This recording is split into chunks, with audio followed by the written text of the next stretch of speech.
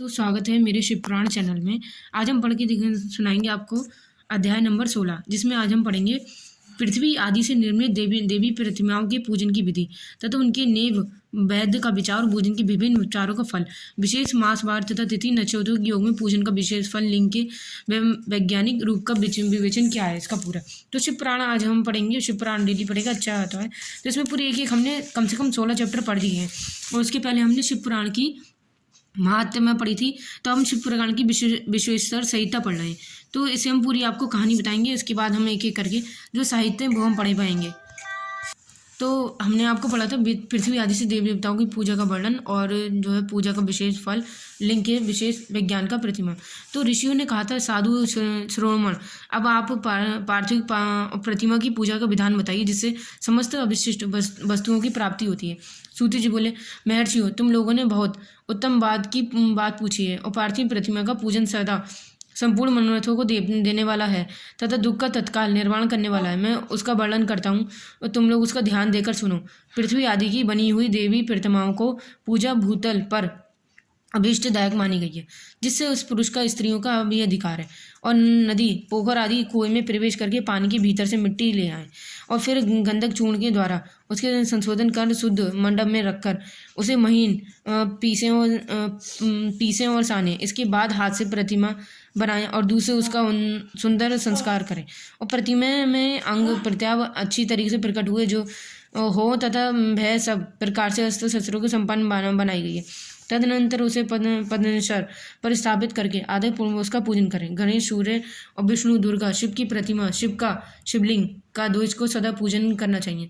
पद्मेश्वर पूजन जंती फल की सिद्धि के लिए 16 उपचारों द्वारा पूजन करना चाहिए। पुष्प से पोषितन और मंत्र पाठ पूर्वक अभिषेक करें तथा अग्नि के चावल से नैवेद्य तैयार करें और सारा नैवेद्य एक कुरान, एक कुड़ब मतलब लगभग पावर होना चाहिए। घर में पार्थिव पूजन के लिए एक कुड़ब तथा और बाहर किसी मनुष्य द्वारा स्थापित शिवलिंग के पूजन के लिए एक शहर भर नैवेद्य तैयार करना आवश्यक है। ऐसा जानना चाहिए कि देवताओं द्वारा स्थापित शिवलिंग के लिए 3 शहर नैवेद्य अर्पित करके उचित हैं और स्वयं प्रकट हुए स्वयं भूलिंग के लिए 5 शेर। ऐसा करने से फूल फल की आदि प्राप्ति समझनी चाहिए। इस प्रकार सहस्त्र बार पूजा करने से सहस्त्र लोगों को प्राप्त होनी चाहिए। 12 अंगुल चौड़ा और दून आदि अधिक 25 अंगुल तथा 15 अंगुल चौड़ा के लोहे और लकड़ी का बना हुआ पात्र है।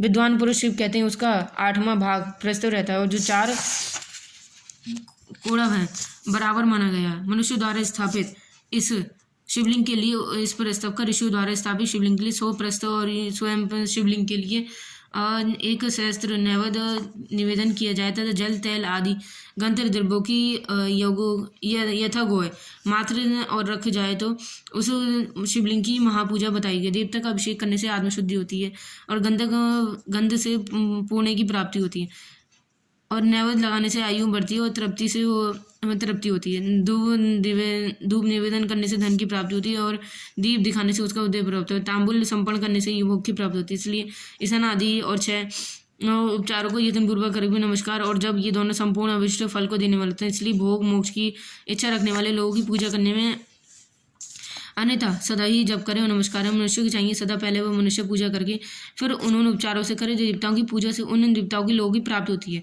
तथा उनके अवान्तर लोगों में यथेष्ट भोग की वस्तुएं उपलब्ध होती हैं। यही नहीं, अब मैं देव पूजा से प्राप्त होने वाले विशेष फलों का वर्णन करता हूँ। देवजन, तुम लोग श्रद्धापूर्वक सुनो। और विधन राज, गणेश की पूजा से भूलोक और उत्तम अविशेष वस्तु की प्राप्ति होती है और शुक्रवार को, श्रावण और बभद्र मासों को, शुक्ल पक्ष की चतुर्थी को, पौष मास में शांत विष्णु के नक्षत्र के आधार पर विधि पूर्वक गणेश जी की पूजा करना चाहिए और सहस्त्र दिनों में 100 सहस्त्र बार पूजा करें और देवता में तथा अग्नि में श्रद्धा रखने के लिए किया जाने वाला उसके नित्य पूजा मनुष्य को पुत्र अविशिष्ट वस्तु प्रदान करता है। वह समस्त पापों का समन किया हुआ और तथा विभिन्न दुष्कर्मों का विनाश करने वाला था। विभिन्न बारों में ही शिव की आदि की पूजा आत्मशुद्धि प्रदान करने वाला समझना चाहिए।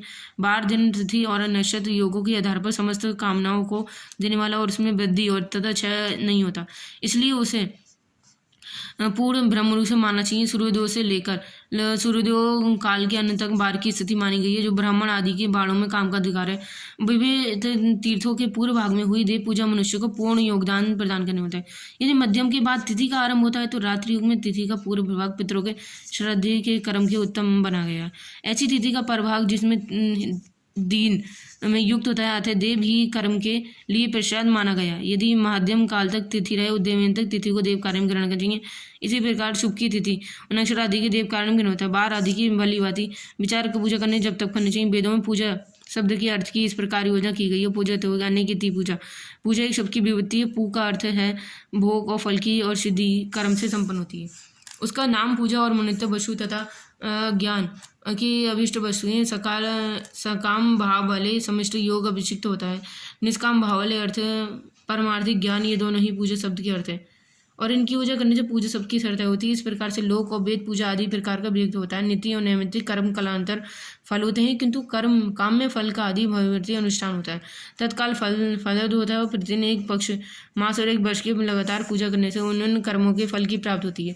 उनमें से वैसे ही पापों का क्रमशः क्षय होता है और प्रत्येक मास की कृष्ण पक्ष की चतुर्थी तिथि को माँ गणपति की पूजा एक पक्ष के पापों को नाश करने वाला है और एक पक्ष जो है भोग रूप से फल देने वाला है होता है। चैत्र मास की चतुर्दशी की पूजा करने वाले एक मास तक किए गए पूजन काल का फल देने वाला होता है। जब सूर्य कक्ष की राशि पर स्थित हो तो उस समय भाद्रपद की चतुर्दशी को ही गणेश जी की पूजा एक वर्ष तक मनुष्य भोग प्रदान करने वाला है। ऐसा जानना चाहिए कि श्रावण मास के रविवार को हर छठ की सप्तमी को मध्य माघ शुक्ल की सप्तमी में भगवान सूर्य का पूजन करना चाहिए। ज्येष्ठ और भाद्रपद मास को बुधवार को श्रावण मास की युक्त द्वादशी को केवल द्वादशी को किया भगवान विष्णु का पूजन अविष्ट समाप्त करना चाहिए।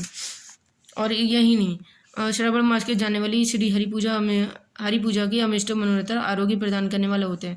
इसलिए अंगों को तथा उपकरण सहित जो पूर्वोत्तर गौ आदि और बाहर वस्तुओं का दान करने वाला जिस फल की प्राप्ति होती है उसे द्वादशी तिथि में आराधना द्वारा श्री विष्णु की मनुष्य प्राप्त होता है। द्वादशी तिथि को भगवान विष्णु के नाम द्वारा ब्राह्मणों का शोषण पूजन करता है, उनकी प्रसन्नता प्राप्त कर लेता है। इसे देवताओं के विभिन्न 12 नामों के द्वारा 12 ब्राह्मणों को पूजन उन देवताओं को प्रसन्न करने वाला था।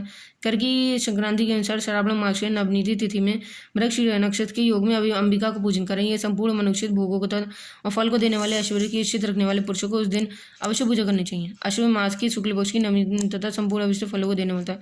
उसी मास के कृष्ण पक्ष की चतुर्दशी रविवार को पड़ा तो विशेष में पड़ जाते हैं। यत्र तथा सूर्य आदि का योग और अवसरों को शिव की पूजा महत्व माना गया है। माघ की चतुर्दशी को शिव की पूजा तथा विश्व फल मनुष्य को आयु और वृद्धि तथा सिद्धियों को प्राप्त करने होता है। ज्येष्ठ मास की चतुर्दशी को तो हमने इसका पार्ट 1 ही पढ़ा है। कल हम इसका आगे का पार्ट 2 पढ़ के सुनाएंगे क्योंकि बहुत बड़ा है। वीडियो पसंद आए तो शेयर कीजिएगा। नमस्कार।